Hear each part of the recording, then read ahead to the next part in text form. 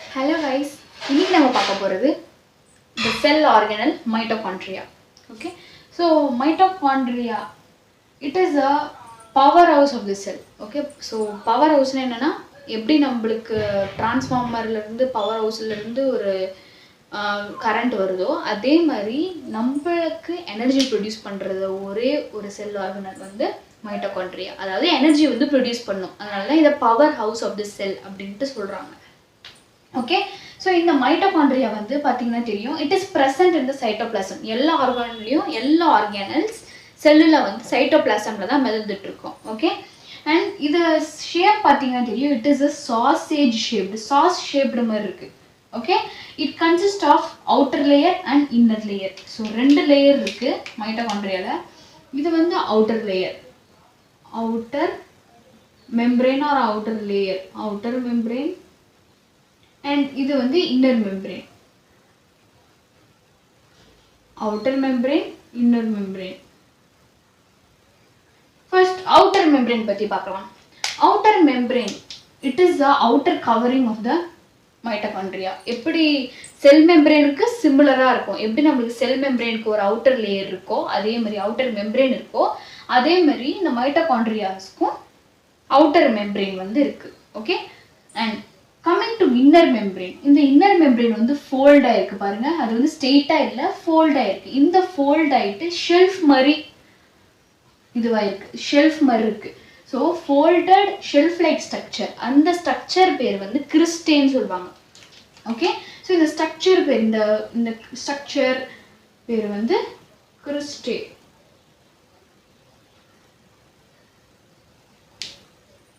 Right, இந்த cristae இது வந்து ஒரு inner membrane.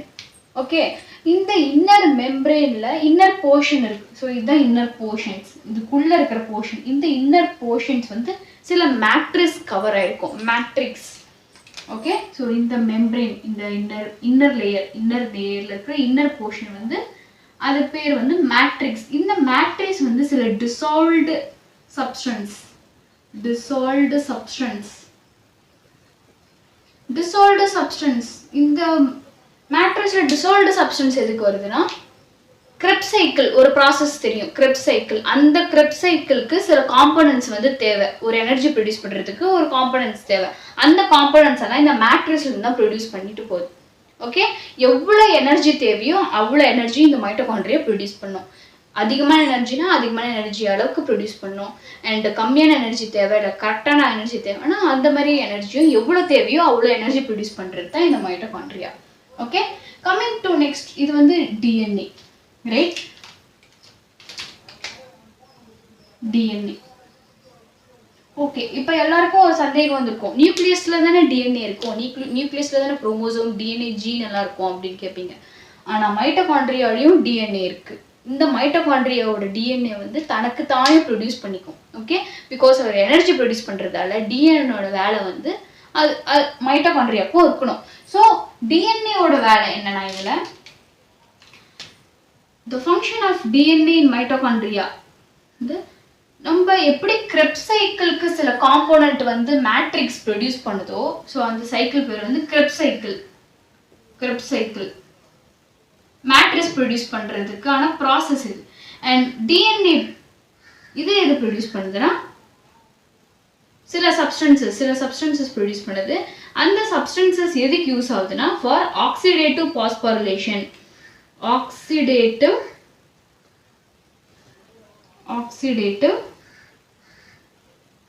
phosphorylation.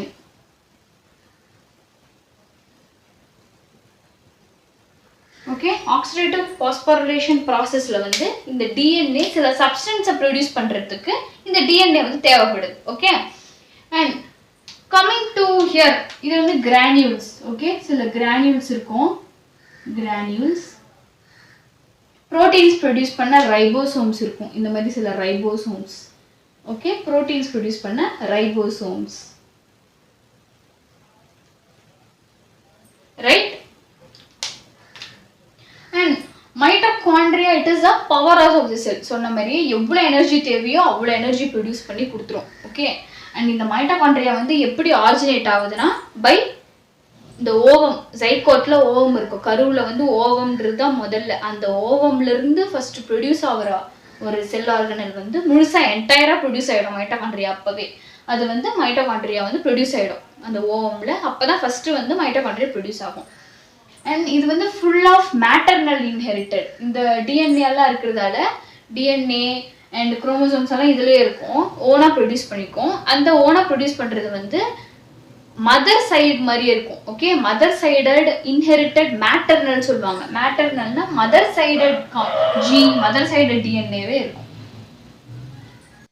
Okay right. So இங்கே டிஎன்ஏ இருக்குன்னு சொன்னேன். அந்த டிஎன்ஏ வந்து நியூக்ளியர் டிஎன்ஏவை நியூக்ளியஸில் இருக்கிற டிஎன்ஏவை கம்பேர் பண்ணும் போது இந்த மைட்டோகாண்ட்ரியல் டிஎன்ஏ வந்து கொஞ்சம் லெஸ் அமௌண்ட் தான். Okay, so nuclear DNA, mitochondrial DNA.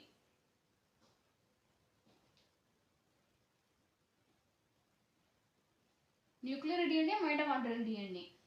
Nuclear DNA அதிகமா இருக்கும் mitochondrial DNA compare பண்ணும்போது. Okay, but rate of mutation mitochondrial DNA ல அதிகமா இருக்கும். Rate of mutation. Rate of mutation. Mutation is sudden change. இந்த மாதிரி sudden change ஆகிறது வந்து nuclear DNA கம்பேர் பண்ணும்போது mitochondrial DNA க்கு வந்து அதிகமா இருக்கும். அதனால தான் மைட்டோகாண்ட்ரியல் டிஎன்ஏல ஏதாச்சும் ஒரு மியூட்டேஷன் நடந்தாலோ மைட்டோகாண்ட்ரியல் டிஎன்ஏல இருந்து தான் டிசீஸ் வருமே. Okay, nuclear DNA mitochondrial DNA, nuclear டிஎன்ஏவோட கண்டென்ட் அமௌண்ட் வந்து அதிகமாக இருக்கும் மைட்டோகாண்ட்ரியல் டிஎன்ஏ கம்பேர் பண்ணா. பட் ரேட் ஆஃப் மியூட்டேஷன் வந்து மைட்டோகாண்ட்ரியல் டிஎன்ஏல அதிகமாக இருக்கும். அதனால தான் மைட்டோகாண்ட்ரியல் டிஎன்ஏக்கு நிறைய டிசீஸ் இருக்குது. இந்த டிசீஸால சில சிம்டம்ஸும் இருக்குது. என்னென்ன சிம்டம்ஸ்னா லைக் gastrointestinal dysfunction, அந்த GIT digestive system ஃபுல்லா டிஸ்ஃபங்க்ஷன், ஃபங்க்ஷனே இல்லாம ஆயிடும். Okay, so gastrointestinal tract dysfunction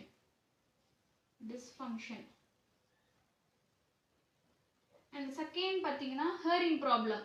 so காது கேட்காது, ஹியரிங் லாஸ் இருக்கும். And visual impairment. ஸோ கண்ணு வந்து தெரியாமல் போயிடும். Visual impairment. ஓகே, இந்த மாதிரி சில cardiac problems and respiratory diseases. Okay, இந்த மாதிரி சில சிம்டம்ஸ் எல்லாம் இருக்கும். மைட்டோகாண்ட்ரியல் டிஎன்ஏ வந்து மியூட்டேஷன் ஆயிடுச்சுன்னா, சடன் சேஞ்ச் ஏதாச்சும் மியூட்டேஷன் நடந்துச்சுன்னா மைட்டோகாண்ட்ரியல் டிஎன்ஏல இந்த மாதிரி சில சிம்டம்ஸ் எல்லாம் காட்டும். Okay, and functions of mitochondria என்ன அப்படின்னா ப்ரொடியூசஸ் எனர்ஜி. முதலே சொல்லிட்டு it is a power house of the cell. Okay, இப்போ நம்ம ஒரு ஃபுட் எடுத்துக்கிறோம். ஒரு ஃபுட் எடுத்துக்கிறோம். அந்த ஃபுட்டு வந்து லாஸ்ட்ல என்ன சப்ஸ்டன்ஸா மாறும்னா carbon dioxide and water.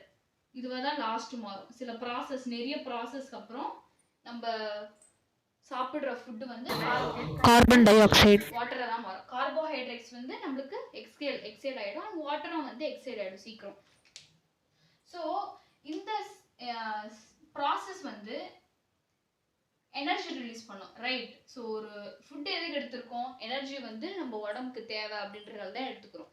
And இந்த எனர்ஜி வந்து இந்த சென்ட்ரல் ப்ராசஸில் ரிலீஸ் பண்ணும்போது எனர்ஜி ஏடிபியை கன்வெர்ட் ஆகும். Okay, main point, it converts into ATP. ஏடிபினா அடினோசைன் ட்ரைபாஸ்பேட்.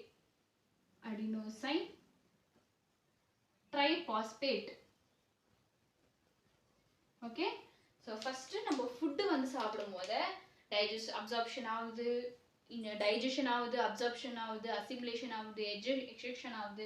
இந்த மாதிரி நிறைய ப்ராசஸ் ஆகும்போது நம்மளுக்கு லாஸ்ட்டாக தேவைப்படுறது எனர்ஜி தான். ஓகே, அந்த எனர்ஜியை வந்து ஏடிபியாக ப்ரொடியூஸ் பண்ணி மைட்டோகாண்ட்ரியா சேர்த்து வச்சுக்கும். எப்போ நம்ம செல்லுக்கோ இல்லை உடம்புக்கோ எனர்ஜி தேவைப்படுதோ அந்த ஏடிபி வந்து எங்கே தேவையோ அங்கே ரிலீஸ் பண்ணி விட்டுரும். அண்ட் லாஸ்ட்டாக வர சப்ஸ்டன்ஸ் வந்து carbohydrates and carbon dioxide and water. So carbon di oxide வந்து அண்ட் வாட்டரும் ரெண்டுமே சேர்ந்து நம்ம எக்ஸேல் பண்ணும் போது இது ரெண்டுமே வெளியே வந்துடும். Okay, this is about the mitochondria.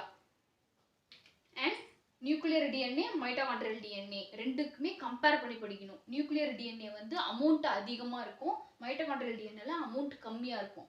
ஆனால் மைட்டோகாண்ட்ரியல் டிஎன்ஏல ரேட் ஆஃப் மியூட்டேஷன் அதிகமாக நடக்கும். நியூக்ளியர் டிஎன்ஏல மைட்டோகாண்ட்ரியல் டிஎன்ஏ விட கம்மியாக நடக்கும் ரேட் ஆஃப் மியூட்டேஷன். ஓகே, சில சிம்டம்ஸ் இருக்குது. மியூட்டேஷன் இன் மைட்டோகாண்ட்ரியல் டிஎன்ஏ நடக்கும்போது சிம்டம்ஸ் இருக்குது. மியூட்டேஷன்னா சடன் சேஞ்ச், டிஎன்ஏல வேறு ஏதாச்சும் டக்குன்னு சேஞ்ச் ஆகிறது தான். ஒரு ரேஸ் பட்டோ இல்லை வேறு ஏதாச்சும் ட்ராமா மூலியமாகவோ டிஎன்ஏ வந்து டக்குன்னு அதோட கேரக்டர் வந்து சேஞ்ச் ஆகிடும். அதனால் சில டிஸ்ஃபங்க்ஷன்ஸ் எல்லாம் இருக்குது. அந்த டிஸ்ஃபங்க்ஷன்ஸ் எல்லாம் பார்த்துக்குங்க. அண்ட் மைட்டோகாண்ட்ரியா வந்து செல்ஃப் ரிப்ளிகேட்டட். அதோட லைஃப் டைம் முடிஞ்சால் கூட செல்ஃபாக அது ரிப்ளிகேட் பண்ணிடும். ரிப்ளிகேட்னா அப்படியே டூப்ளிகேட் மல்டிப்ளிகேட் ஆகிடும். Okay, and this is about mitochondria.